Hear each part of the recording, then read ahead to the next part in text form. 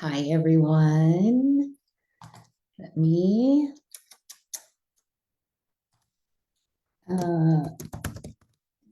minute. Hi, everyone. Me.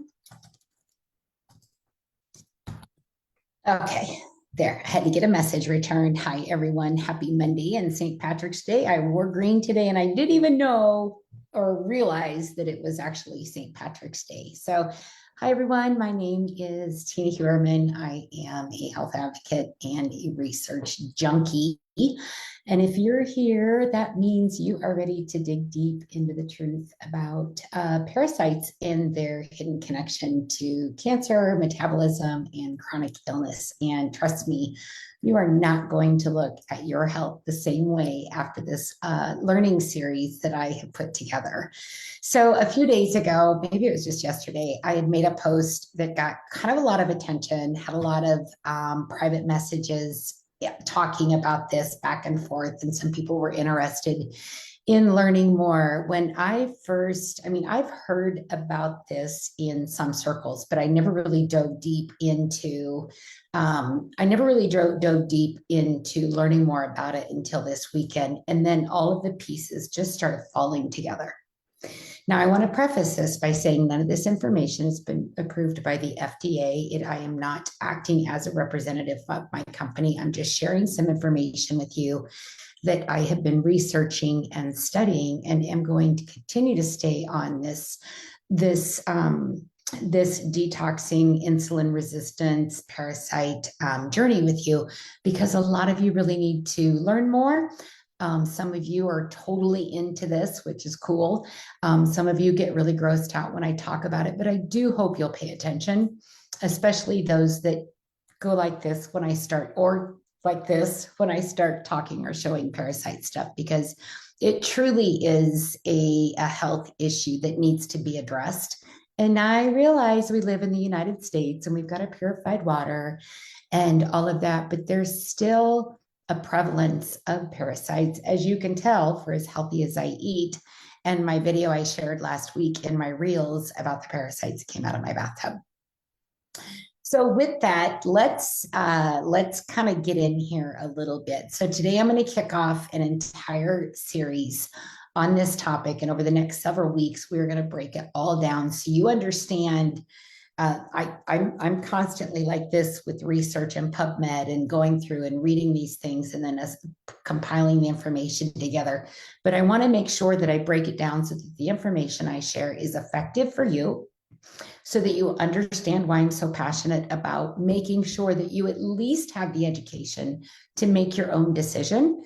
And I'll be providing resource links, as well as a booklet and some protocols and suggestions on how to avoid, eliminate, and just live in more vitality. So by me sharing my passion in what I get to do, hopefully you will feel inspired to take an initiative into your health. But let me also say that when you bring up cancer and someone is dealing with that on a very personal level, maybe they're fighting it, maybe they know someone or love someone that's fighting it, information overload sometimes, right? I've been there, I know, because walking my mom through her journey and being there as a support person, parts of it were very scary because I would read something and then I would see something else, and I would read something and I would see something else. And just know that this is something else that I encourage you to have a conversation with a natural doctor, one that's more holistically inclined, because the medical professionals are not taught about this in school for the most part. And if they do, it's a very small subject of it. They're not trained on it.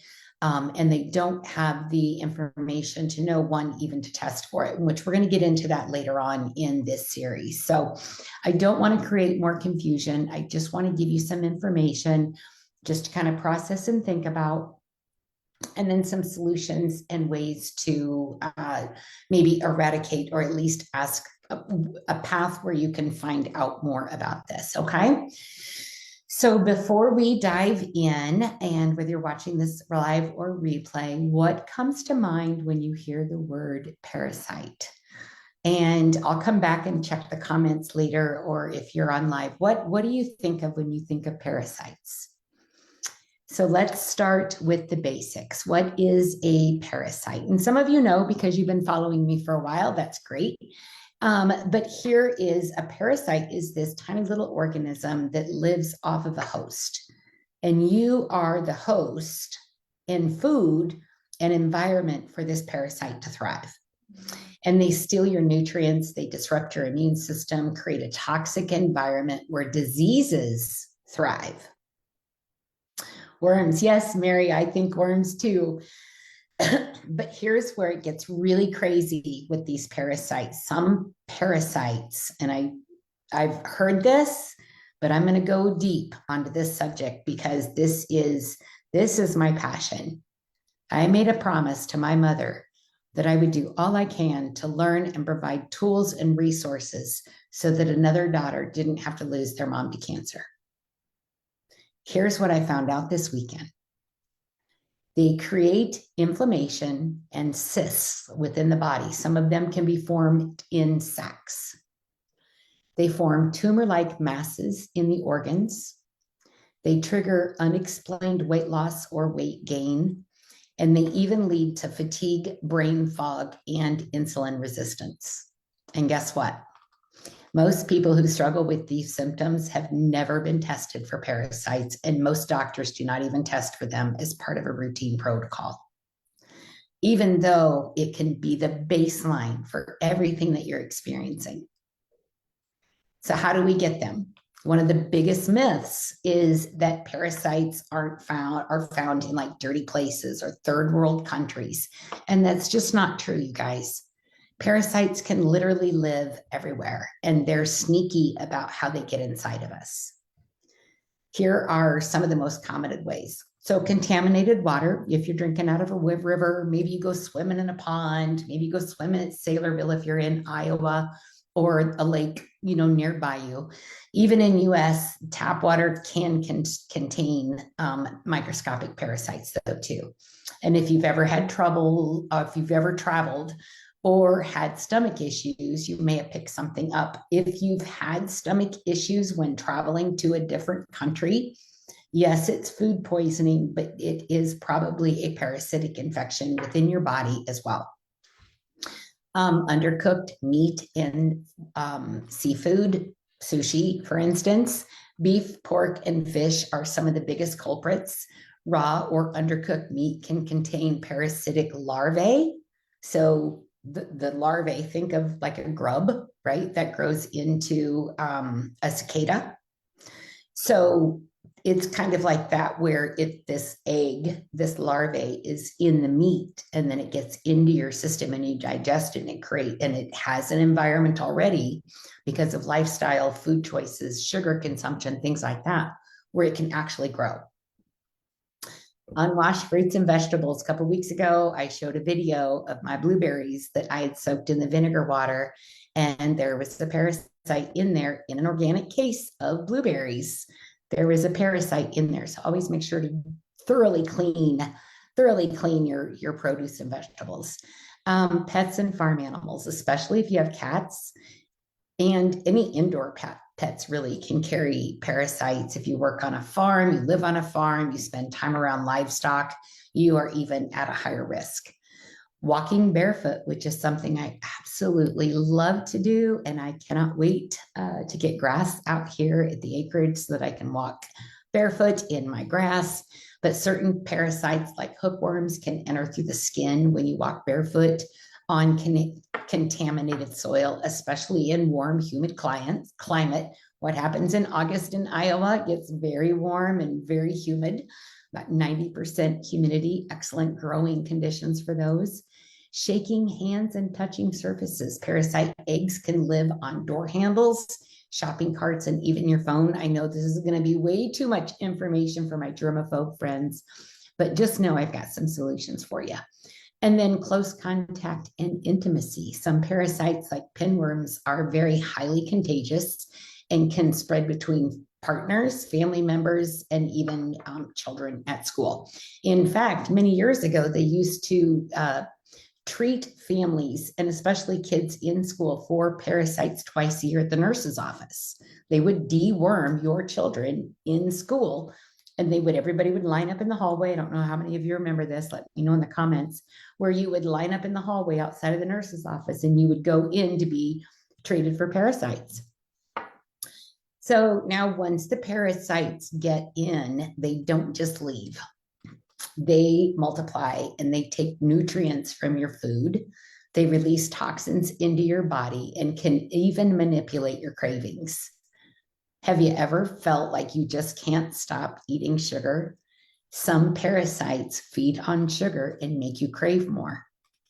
This is why detoxing is so essential. So the truth is, most people have these parasites and really have no idea that that's why they're having those cravings, not sleeping at night, grinding your teeth, an itchy butthole, massive weight gain, massive weight loss, not massive, but rapid, constipation, diarrhea, upset stomach. I feel like I just did a Pepto-Bismol commercial. How about you? And so that's why why detoxing is so incredibly important for your health, not only for parasites, but on so many other levels when it comes to having that clean, godly vessel that is pure and as clean as you can get it. Now, I was talking to somebody the other day. I'm not crunchy. I make choices that are better for Todd and I and my family, but I'm more scrunchy than crunchy. I'm not a hard line, nothing toxic. I take baby steps towards that in removing those toxins from my home. But I'm still exposed, especially that weird rain we had in Iowa last week that was with the red stuff in it. That's not normal. So what is the global impact of parasite infections? Here's what you need to know. Parasites aren't just a personal issue. They're global. They're global. And there are several different kinds. So there's the soil transmitted ones, and those are in about 24% of the global population. Roundworm affects 807 million to 1.2 billion. Whipworm affects 604 million to 795 million. Hookworm affects 576 million to 740 million people globally. And these parasites enter the body through the contaminated soil, unwashed produce, and walking barefoot. And then you have the blood parasite. And this is a waterborne parasite and affects over 200 million people worldwide and is responsible for 280,000 deaths annually. So about 25% of the people that end up with this schistosomiasis parasite, the blood parasite, about a 25% chance of survival once you are infected with that. Then we have malaria, the mosquito-borne parasite. Malaria is one of the deadliest parasite infections, and it still affects millions of people annually and was responsible for over 850,000 deaths in 2013 alone. It's carried by mosquitoes, and this parasite attacks the red blood cells, causing like severe fever, fatigue, and life-threatening complications. There is a flesh-eating bacteria parasite, and it's often overlooked, and it infects about 12 million people worldwide. There is have you ever heard of elephantitis? That's that disfigurement of the body that where you grow certain areas of your body grow larger than others. Well, that is a disfiguring parasite, and about 120 million people worldwide are affected like that. It's not typically fatal, but it does cause severe swelling and disfigurement, leading to lifelong disability and then personal self-confidence and stigma surrounding that. Excuse me. So there's more. The foods we eat and we crave when we have parasites. Do you ever feel like like I said earlier, the sugar, parasites can actually manipulate your cravings based on what their needs are. They don't just take the nutrients from your body, they actually influence what you eat to keep themselves alive. So sugar, I mentioned, and processed carbs. Parasites thrive on sugar, and the more you eat, the more you the more you eat, the more you feed them. And this is why people struggle with uncontrollable cravings for sweets and breads and pastas and things like that. Dairy, some parasites trigger inflammation in the gut, making you crave comfort foods like cheese, milk, and ice cream. And then alcohol, parasites love a toxic, acidic environment, and alcohol helps to create that. If you find yourself always wanting a drink to relax, it might not just be a bad relationship with alcohol, it could be the parasites controlling your urges. And then we have the fried food and junk foods, and these foods weaken your digestive system and they keep parasites happy by reducing your body's ability to fight back, because your body does try to fight back, but they're incredibly intelligent little organisms living within our body. And the more we feed them what they want, the stronger they get and the harder it is to detox. So if you crave these foods, it could be a sign that parasites are kind of running the show of what you're putting in your mouth.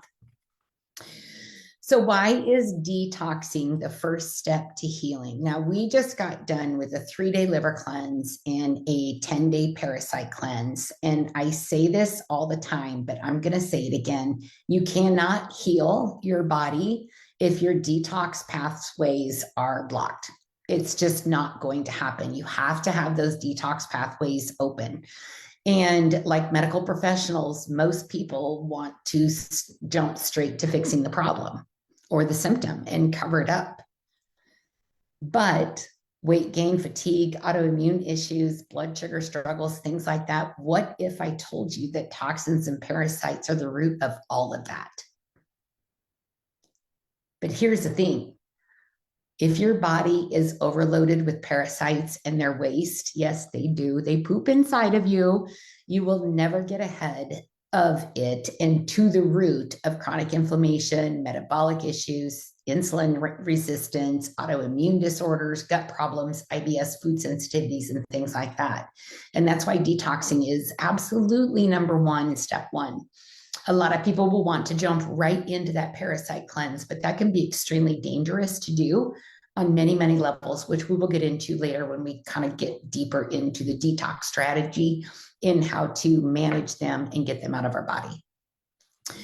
So if you don't get rid of these little invaders, you're just throwing supplements, diets, medications at the body, and you're still full of this toxic overload, which brings me to this series. So let's talk about what's coming. So over the next several weeks, I'm going to be sharing with you bits and pieces about what I've learned, what we will be doing as a wellness community, and how we are going to assist our bodies in becoming the best version of itself. And I hope you join me, whether or not you are a customer or just want to learn more. I just love to share the information that I have gathered. And so we're going to go into how parasites wreak havoc on your body. We're going to learn how to identify and test for them. We're going to go deep. This will be a couple weeks into the parasite cancer connection and what your doctor won't tell you. And then the best way to detox and my personal protocol, and then how to maintain that going after. So each week we're going to go deeper and deeper into this topic, and trust me, you are not going to want to miss any of it. So, but for those of you that are ready to start taking action now, can a person battling cancer do a detox? Mary, actually, we're going to cover that when we get to that part, but here is one thing that I learned this weekend. When a person is fighting cancer, and they're having their bodies flooded with those heavy chemicals that are used to try to control the cancer or reduce the symptoms of it, the tumors and things like that. Again, if those detox pathways are not open, where is all of that poison going to go? Your body is not made to store that. It has to be able to eliminate that. And so whether you're doing the lemon balm shot that I showed in a reel early last week with the olive oil, the lemon juice, the cayenne tincture, do that every morning on an empty stomach, just to give that liver just a little bit of love. That's one of the things that I would suggest. I've got a couple other things that I can suggest as well for anybody that wants to message me. So for those of you who are ready to take action now, we actually just released a brand new Parasite Cleanse kit. But you cannot do the Parasite Cleanse unless you've done a liver detox. I will not work with anyone that wants to head straight to a Parasite Cleanse anymore, because it's just not safe to do it that way. So for anyone brand new that has never ordered from me before, and if someone has shared this video with you, please get back to them about this offer. So for first-time clients or people that have ordered from me and not received the gift card, we have, as representatives, we have the ability to give a $25 off gift card to all brand new people. So that is one way that you can get started. And then I will be putting together a step-by-step, actually it's brand new, we have it now. It's a brand new step-by-step parasite detox protocol. And then I'll be incorporating that information into kind of an expanded, a beginner detox, an intermediate detox, and somebody like me that detoxes more often, protocols for each of those. So if you're serious about getting started and now, rather than waiting for the series, just say I'm ready in the comments, and then I will come back and message you, and we can talk about options and stuff for you to start your own detox journey. So before we go, let me ask you this. What surprised you most today? Let me know in the comments. And then next week, we are going to talk about parasites and metabolism. We're going to talk about insulin resistance and the link between parasites and insulin resistance. You're not going to want to miss that. So make sure you've got your notifications turned on for me so you don't miss anything that we have coming up. And then Thursday night, we are going to be talking about, this is parasites, borderline, it kind of all goes together, just like our body is so perfectly made.